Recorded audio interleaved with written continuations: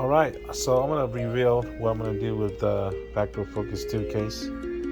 This customer of mine has asked me to swap out his old stuff in this pretty nice case to the new case, which is the Focus 2.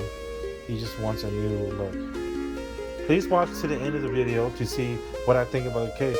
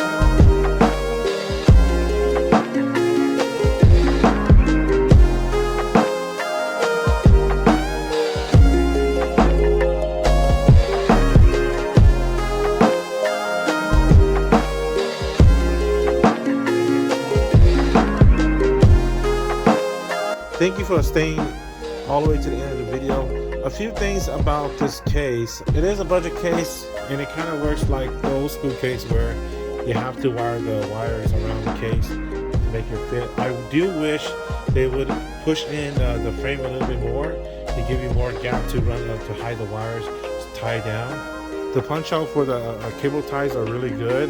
The USB-C optional that you can get, well, that's a bummer.